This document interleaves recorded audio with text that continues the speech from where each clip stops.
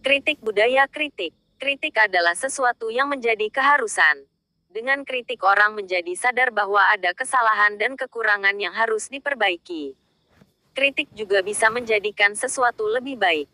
Tanpa kritik orang kadang lupa dan tidak menyadari bahwa ada sesuatu yang harus diperbaiki. Dalam prakteknya ada banyak persoalan berkaitan dengan kritik dari segi penyampaian maupun dari segi penerimaan. Menyampaikan kritik kadang perlu cara dan strategi agar pesan dalam kritik tersebut sampai dengan efektif. Menerima kritik juga perlu sikap terbuka, jujur, sabar, dan lapang dada karena kadang kritik terasa menyakitkan baik dari materi kritik maupun cara menyampaikannya. Pada bagian lain ada kritik yang sifatnya tulus dan jujur dalam rangka perbaikan dan penyampaian masukan. Namun ada juga kritik yang kadang disertai dengan kebencian, antipati, serta sikap bermusuhan. Hal ini berkaitan dengan budaya kritik yang ada di tengah-tengah masyarakat dan berkembang seiring waktu. Ada istilah yang berkembang di tengah-tengah masyarakat berkaitan dengan budaya kritik. Ada istilah memberi masukan, nyinyir, ujaran kebencian, fitnah hingga hoaks.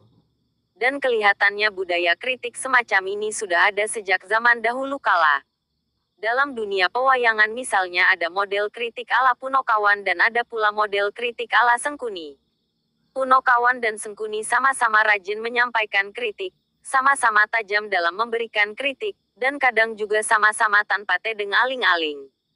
Tetapi orang bisa membedakan filosofi kritik di antara keduanya. Orang yang paham dunia wayang bisa membedakan ke arah mana kritik itu dibuat oleh Sengkuni dan oleh Punokawan. Punokawan menyampaikan kritik dengan bahasa yang lucu, guyonan dan tidak disertai dengan ujaran-ujaran kebencian yang mengarah kepada pemecah belahan.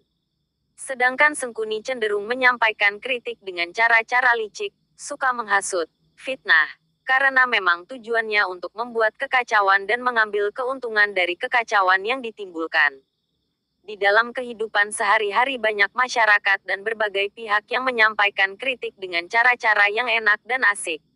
Namun tidak sedikit orang dan para pihak yang menyampaikan kritik dengan cara-cara yang tidak enak, menimbulkan keresahan, dengan cara yang tidak sopan, menyakiti, menyebarkan kebencian, dan kadang yang disertai dengan kebohongan atau hoaks. Sehingga kritik terhadap budaya kritik kemudian tidak terhindarkan. Kritik yang semula ditujukan untuk membuat hidup lebih baik, meningkatkan kualitas kerja, membangun kebaikan dan menegakkan kebenaran, seringkali menjadi ajang perdebatan kusir hingga saling menyerang antara kubu pro dan kontra.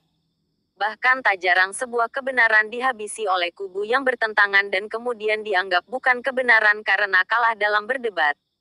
Seolah-olah yang menang berdebat itu kebenaran padahal kebenaran sebenarnya tidak ditentukan oleh menang atau kalah dalam perdebatan. Hingga saat ini kritik tetap dibutuhkan dan akan tetap dibutuhkan sampai kapanpun.